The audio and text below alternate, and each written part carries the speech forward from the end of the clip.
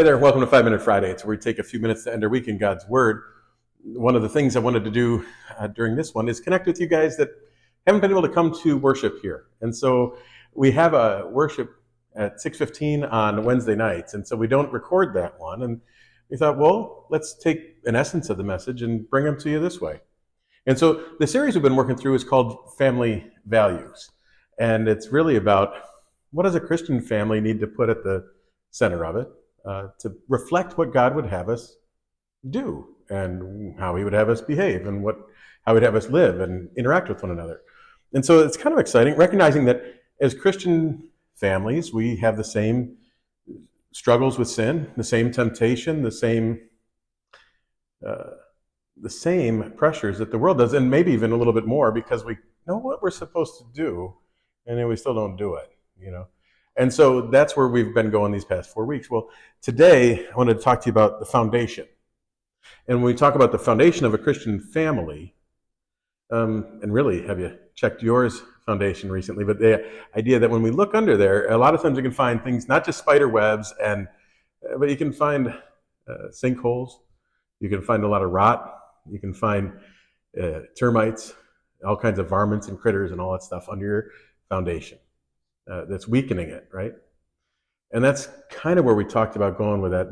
The story is similar here, comes from Matthew chapter 7, beginning at the 24th verse in the NIV. It's 24 through verse 27. Therefore, everyone who hears these words of mine and puts them into practice is like a wise man who built his house on the rock. The rain came down, the streams rose, and the winds blew, and they beat against that house. And yet it did not fall because it had its foundation on the rock. But everyone who hears these words of mine and does not put them into practice is like a foolish man who built his house on sand. The rain came down, when the streams rose, and the winds blew and beat against that house. And it fell with a great crash. It fell with a great crash. That's not God's desire for any of our households. It's not God's desire for any of us is to really fail. Right? I remember when I was in high school, I took one of the home ec technology class, I think is what it was. Can't remember the guy's name, but he had like a big kind of Tom Selleck mustache. Tall guy, about 6'4". He was kind of rough around the edges. He had been working with his hands most of his life. He was a contractor for years.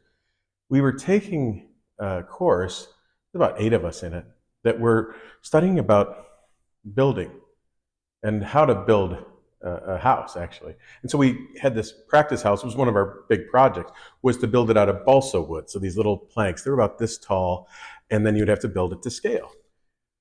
So you had to learn about measurements, you had to learn about how to build a staircase, and you had to learn about 16 on center and what it is to be a sill plate and a truss and all these different terms, right? And we built that house out of balsa wood and ended up being pretty substantial size. And then after we were done with that, he took us on a field trip. And who doesn't like a field trip? So we even stopped at McDonald's on the way home. But it was just a big van, and he took us out to see a foundation. It's the first thing. This is after we already built our house. He says, I want you guys to see this. And he came over and showed us, and there was this huge crack kind of down this foundation of a house that wasn't yet built. It just had that sill plate around it. And he goes, I don't care what people try and do to fix this point. The foundation is ruined. And yet you can see they're still trying to build a house around here. So they're always going to have cracks. They're always going to have movement. It's always going to be insecure. And we don't know how deep that goes. I remember that lesson because I think about that with our families too. We don't know how deep those cracks go. You know how deep that hurt is. And really the foundation we need to be built on is the unconditional love that Jesus offers to us. And that's what we're going to be able to offer to one another. Love and forgiveness. A place where our children can always come home and always get a hug and always get reminded that the problems of this world are not what we're bound to. But we have a king that rules forever and an eternity that we're destined for. And so hopefully that's the foundation that you continue to, and even if you failed at that already, there's never too late to fix it. So go ahead and give it a try. Bring that gospel foundation, that forgiveness, wherever possible. You can greet people with a hug, bring them back into community and back into relationship with you as well. So your house will be built on a firm foundation. God bless you. See you next time.